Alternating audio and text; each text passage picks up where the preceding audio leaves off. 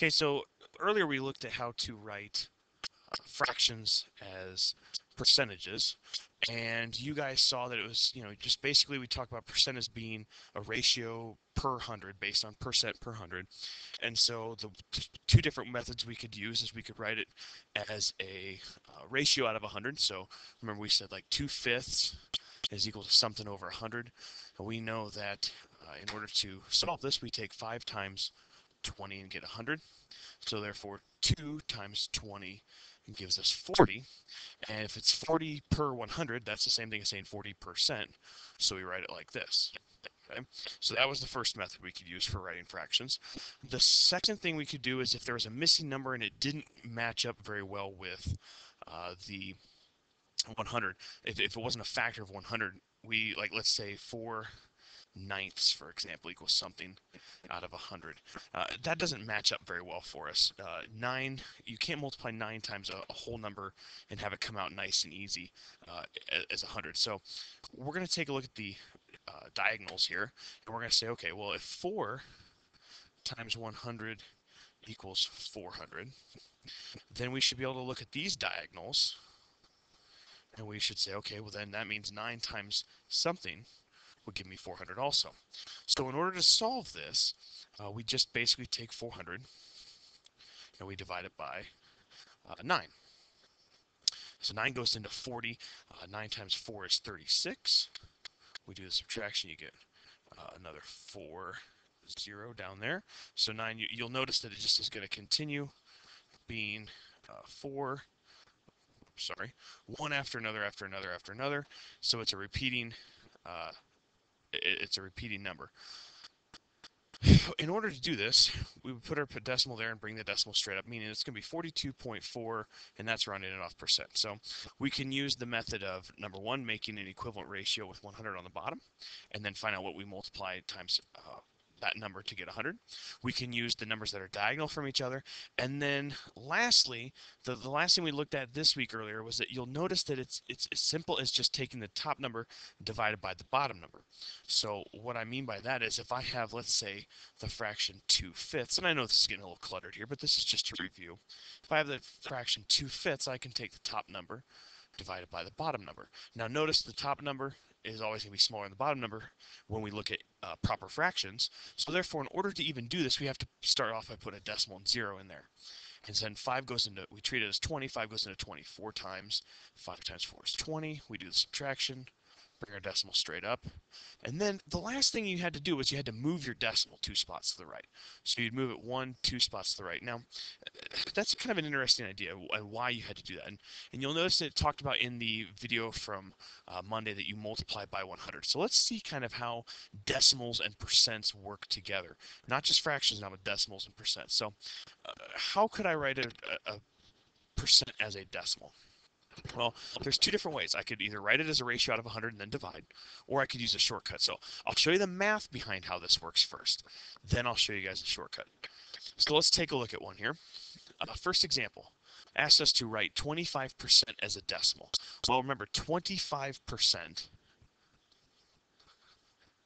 is the same as saying 25 per 100. So if that means it's 25 per 100, the ratio would look like 25 over 100, like that. Now, as I said before, step number 1 says write the ratio out of 100 and then divide. So I would take this and I would say, okay, top number divided by bottom number, 100. Now, again, before I can even attempt this, I have to add a decimal and a 0 because that number inside is way too small to work with. So 100 goes into 250 2 times, giving me a total of 200. I do my subtraction. I end up with 50. Okay, so let's take a look there and stop. The next thing I would have to do is drop down a 0 from up there. So let's put 1 in and drop it down. 100 goes into 500 5 times. So 100 times 5 is 500. And you'll notice that this fraction or this problem ends because 500 minus 500 is 0. Last step, bring up my decimal and I put it right there. So when I write 25% as a decimal, 25% as a decimal looks like this, 0.25. Or if you were going to read this using proper math vocabulary, you'd say 25 hundredths, because the second number, the 5, is in the hundredths place. So that's 25 hundredths, which kind of sounds a lot like 25 out of 100, but that's how we would write it as a decimal. It's pretty simple. The only bad part is I can tell you're probably looking at this already saying, I'm going to have to divide all of these numbers by 100. And that is kind of the catch to doing it with this method. So let's take a look at the next example, example 2, and we'll try this one out. So this is 9%. So let's write this again. 9% means the same as 9% per 100. So we'd write it 9 over 100. Okay, so we write it as 9 over 100, and again, we need to divide. So taking the fraction over, 9 on the inside, 100 on the outside. Now, this is a much bigger difference to work with here. 100 and 9 are much farther apart than we had 125 back here. So we're going to actually have to add a decimal and a 0 and another 0, because 100 still wouldn't go into 90, but it will go into 900. 100 times 9 is 900. And that's a really nice one to work with, because 900 minus 900 is 0. I'm going to bring my decimal straight up. Remember, that's really important. And if we don't write our math problems correctly and accurately and in nice, neat order, it makes that a little bit of a challenge to do. So I got to bring my decimal straight up, because you'll notice there's a gap here. So I'm going to go ahead and put my 0 there to fill in that space. So if I wrote 9% as a decimal, it would look like 0.09. 9 hundredths, because the 9 is in the hundredths place, 2 spots behind the decimal. So it kind of makes sense even as you read it when you say 9 hundredths the decimal, or 9 out of 100, 9 hundredths as the fraction. They sound pretty much the same. So it's a pretty simple process. We're just doing this division. And you might be thinking, well, this isn't so bad. I'm curious about the shortcut. I'm going to see if you can figure out the shortcut here in a second. We're going to look at one more example. Now we're going to put a decimal in our percent, because sometimes we have decimals in our percents. So if I was going to write 76.8%, 76.8% or per 100, we're going to go ahead and put that 76.8 on the top and 100 on the bottom as our numerator and denominator. Now, you're probably saying, hey, wait a minute, you can't put decimals in fractions. But remember, in this situation, when we write it like this, this is actually considered a ratio, and you can put decimals into ratios. That's what kind of differentiates the two of them, because this is really saying 76.8 per 100 out of 100. So we're going to follow the same procedures again. This one's going to look a little bit messier, but it's still going to be run the same way. I'm still going to have my 76.8 on the inside, and I'm going to have my denominator of 100 on the outside. Now, I don't have to add a decimal because there's already one there, and I also don't have to add a 0 because 100 won't go into 7 or 76, but it will go into 768. So 100 into 768, it goes in 7 times. 7 times 100 is 700. We'll do our subtraction. We have 68 left. I am going to add a 0 and bring it down, because 100 won't go into 68, but it will go into 680. So 100 into 680. It goes in 6 times, because 100 times 6 is 600, leaving us with 80 left.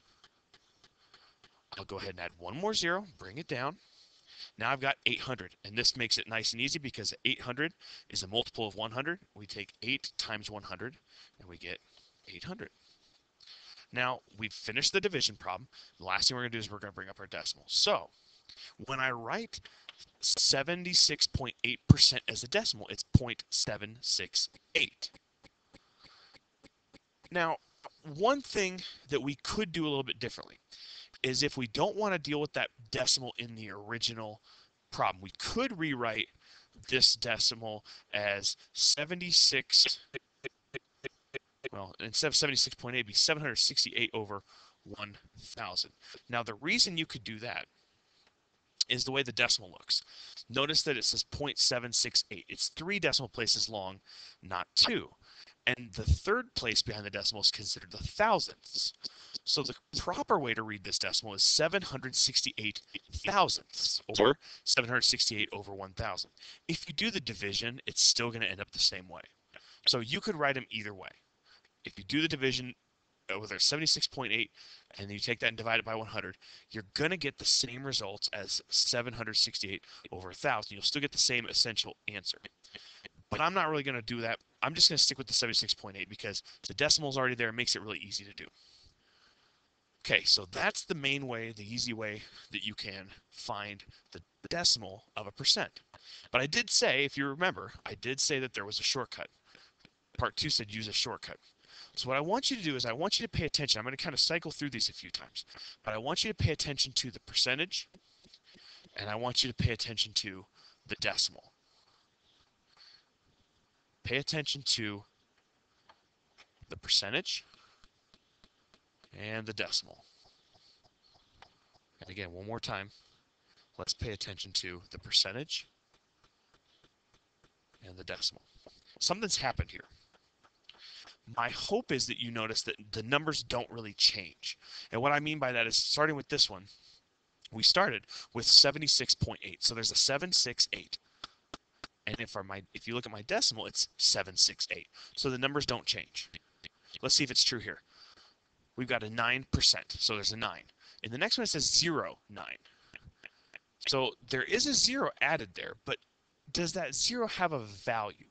It does hold place value right now, but could I put a 0 in front of the 9% and still have it mean 9%? Absolutely. Any 0 in front of a whole number, it doesn't affect the value of the number. So we could have written a 0 here in front of the 9% and had it mean the exact same thing. And then, therefore, there would be no change in numbers. All right, let's take one last look at the other one here. 25%, and you notice in my decimal, I have 2 and 5, same order. The only thing different is that the decimal is in front of these numbers. So let's take a look at how this might work. If I have 25%, another way of doing this is simply moving the decimal, it's here in a whole number, moving it 2 spaces to the left and replacing it right there. Now, that's a very, very easy shortcut. Check it out on this one. If I've got the 9%, my decimal will be behind here. I move it 1, 2 places. I have to fill in the 0 in order to hold the place value. And then on the last one here, let's get rid of my 768 thousandths. I've got my 76.8. I move my decimal 1, 2 spaces to the left, and that is 0.768. Why can I do that so easily and quickly? Well, if you notice, every time that I divide the number by 100, I simply move the decimal 2 spaces to the left. Any time that you are going to multiply or divide by a value of 10, or a base of 10, like if we're talking 10, 100, 1,000, 10,000, that thing. Remember when you guys were taught your tens for multiplying? They said, oh, anytime you have to multiply by 10, you just add a 0. So 10 times 2 is 20, 5 times 10 is 50, 10 times 10 is 100. And then you could even move on to talk about by 100. 4 times 100 is 400. We just move the zeros over. We just add zeros. But what we're really doing is we're moving the decimal. It works the same for division. So in this case, we're dividing by 100. Anytime you divide by 100, you move the decimal 2 spaces to the left. If we divide by 10, it would move the decimal 1 space to the left. And that brings me back to the last one I was looking at here, the 768 over 1,000. Because I said you could read, or you should read, this decimal here as 768 thousandths. What if I wrote it like that? 768 thousandths. Let's try the division problem. Now, if I divide by 10, it moves it 1 space to the left. I divide by 100, it moves it 2 spaces to the left. If I divide by 1,000, there's 3 zeros. I should move it 3 spaces to the left. Let's try 768 divided by 1,000. Well, it won't go into 768, but I can add a decimal 0. 1,000 goes into 7,680 7 times for 7,000. I do my subtraction. I get 680 left. I add a 0 and bring it down. 1,000 goes into 6,800 6 times for 6,000. If I do my subtraction, I have 800 left. I add a 0 and bring it down. And lastly, 1,000 goes into 8,000 8 times for 8,000. That means that my answer is done. I pop up my decimal and check it out. The answer is the exact same. So that's what allows me to write the decimal slightly different in a ratio out of 100 or 1,000 and still come up with the same answer. Anytime you divide by base 10, 10, 100, 1,000, 10,000, all it is moving the decimal that many places, the number of zeros you have, to the left. Anytime you multiply by a 10, 100, 1,000, 10,000, you move your decimal to the right that many places, and however many zeros there are, and you fill it in with zeros. So it's really pretty simple. The math behind it tells me that anytime I divide by 100, you don't have to actually do the division. You just need to know to move the decimal. Now, I want you to try one on your own. So give this one a shot. If you want to, do the division problem, but if not, use the shortcut. Convert and change 82% as a decimal. Go ahead and pause the video and push play when you guys are ready to see the results.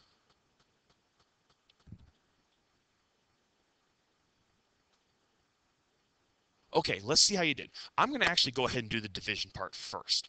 All right, so I'm going to go ahead and write this down. 82% really means 82 per 100 or per century per 100. And then lastly, what that means is I'm going to take 82 divided by 100. Now again, we're going to go ahead and, because 100 can't go into 82, we're going to add a decimal and 0 and treat it as if it's 820. 100 would go into 820 8 times for 800.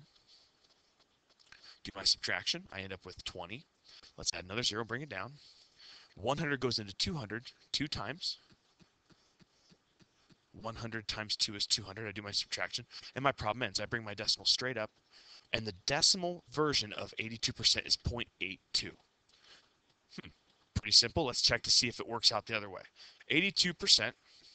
I know that if I move my decimal from behind it, remember, if we write like 5, the whole number 5, we don't have to put a decimal 5.0. It's just kind of a given when you see the whole number.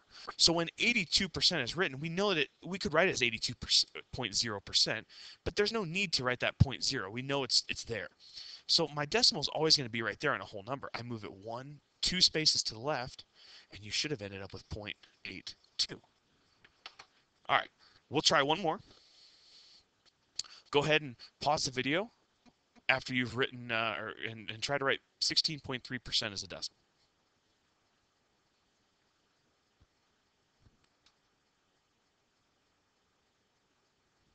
All right, let's see how you did. I'm going to do the division. So we've got 16.3%. 16.3% is the same as saying 16.3 per 100, which then again is going to be another division problem. I've got 16.3 divided by 100. All right, 100 will go into 163 one time, giving me a total of 100. 163 minus 163. Let's put a 0 up there and drop that down. 100 goes into 630 6 times for 600. That gives me 30. And now add a 0, drop it down. Gives me 300. 100 goes into 300 3 times. All right, pop up my decimal, and I have a 0.163 or 163 thousandths.